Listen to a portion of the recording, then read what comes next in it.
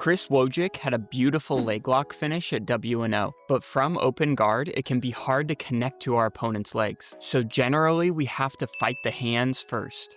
He's going to be tentative on the leg connections. Let's make upper body connections first. Chris initiates his connection at the hands by using the double interlock grip, using it to ultimately connect to the legs. However, double interlock grips are considered relatively neutral. So as the passer, we can take double interlock grips and use them to force the seated guard player down to their back. The trend I'm starting to notice is that against a seated open guard, passers will come out and take these double interlock grips and use an initial push to get the guard player's shoulders behind their hips. From here, they let go of the interlocks to control the legs, forcing the seated guard player down to their back. Here we see Cole working the pass and he takes double interlocks. And Bird falls down to his own back looking to attack. But it's hard to attack effectively without your hands. So Bird tries to sit back up and free up his hands. But now Cole switches his attention to the feet. And in this way, he climbs the body going from the hands to the feet to force the seated guard player down to their back. So double interlock grips are relatively neutral, and the guard player can use them to climb from the hands to the legs to facilitate their attacks, as we see with Chris. But the guard passer can also use them to climb from the hands to the legs to put the guard player supine, as we see with Taylor. And what determines who gets the advantage is the positioning of the feet.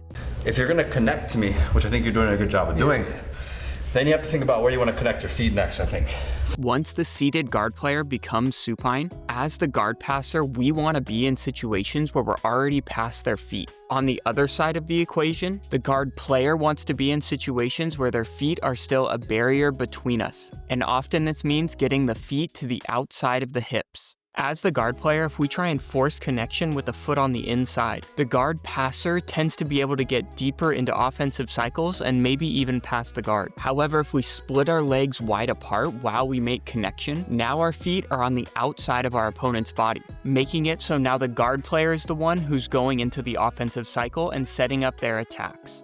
Pulling yourself to Z or butterfly, things like that, like I think are a little bit behind a little bit, as opposed to like pulling yourself into maybe like an open guard. I think this is a good spot to start, right? So as the guard passer, when we're trying to work around our opponent's feet, they're trying to put their feet on the outside of our body to make this hard. But it can be a great time for us to start looking for scoop grips to go underneath the legs. So as more and more guard players are looking to pull into outside position with their feet, we're starting to see more and more guard passers going under the legs to facilitate their pass. And to defend us from going underneath their legs, the guard player will look to pummel their feet to the inside. But now with their feet on the inside, it becomes easier for us to create angle and start to work around the legs once again. I talk about this trend in my free newsletter, so if you're interested in diving deeper into the passing, you can check the link in the description. But as the guard player, when we interlock and connect to their legs with our feet on the outside, K-guard is a very natural transition. And a common defense these days to K-guard is the opponent bringing their other knee across on top of our thigh. So when Owen takes a scoop grip with his left arm from close guard looking to enter K-guard, Julian's arm is disciplined on the other side. So Owen first focuses on clearing this arm, giving his knee a free shot across the chest. But Julian creates enough space to drive his knee across, looking to pin the K-guard leg down to the mat to force the guard player to let go of their K-guard attack. And as the attacker, Owen's goal is to get that knee off of his K-guard leg. And he tries to do so by pummeling into a shin-on-shin position. The goal would be to take Julian's knee, which is currently pinning his leg,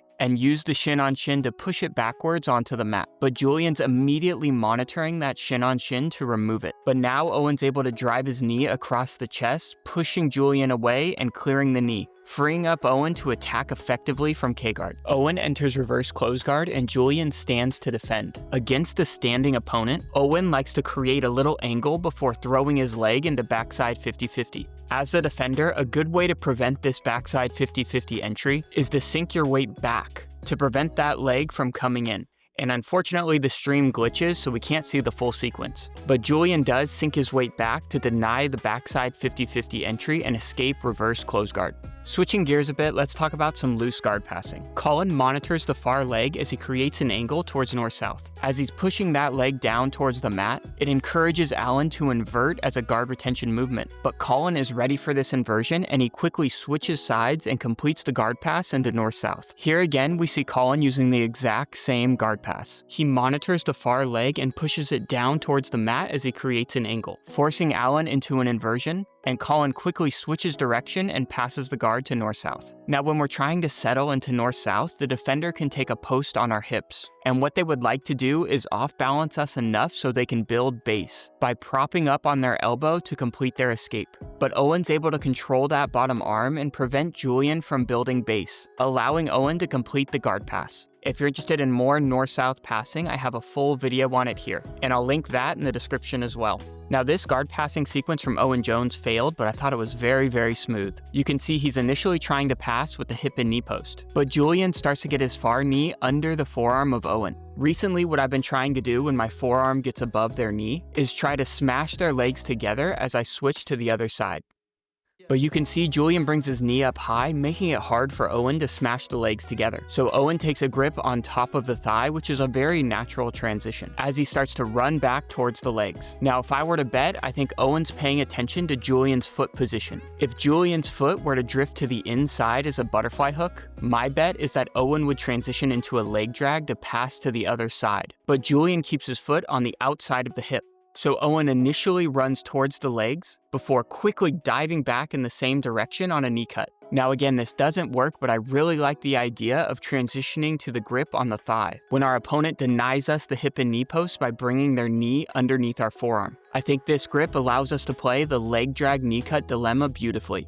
But in guard passing and in life, if something is too good to be true, it probably is. If two skilled athletes are going against one another, the passer knows the underhook is there. The guard player knows the underhook is there. And if that underhook is too easy to get, you could be walking into a trap. And 10th Planet people like to lay that trap by playing half guard with no frames. Here we can see Ben Eddy playing half guard with a grip over the back of Josh. Josh knows this underhook is there, Ben knows this underhook is there, and Josh takes the bait, diving forward to secure the underhook. And this leads to a strong overhook attack that Ben Eddy uses to get to mount and finish the match. Now, if your goal is to play half guard with an overhook, I think a good general rule is described in this clip by Jordan Teaches Jiu-Jitsu. I'll often let my opponent take an underhook so I can take an overhook. However, I'll only do that if I can ensure I can do so without getting pinned.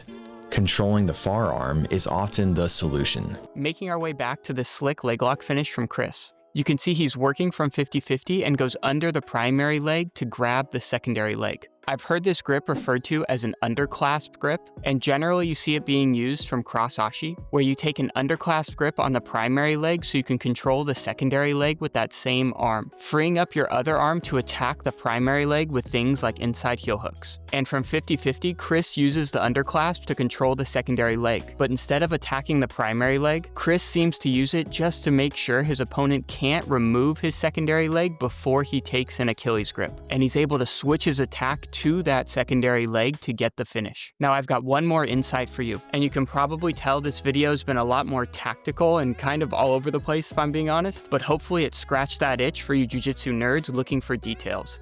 And if you're a part of my free newsletter, you know I've been thinking a lot about the idea of managing our opponent's rotation. And we've talked about ways to limit our opponent's rotation when we're attacking from the back or north-south. But we can also use these same ideas to encourage rotation to set up our attacks. Here we see Luke is attacking from mount with a single chest wrap. And we know in order to free their arm, our opponent wants to bridge in the same direction of the arm that's trapped. And the first thing I want to do is I want to start giving a bridge up and over my left shoulder.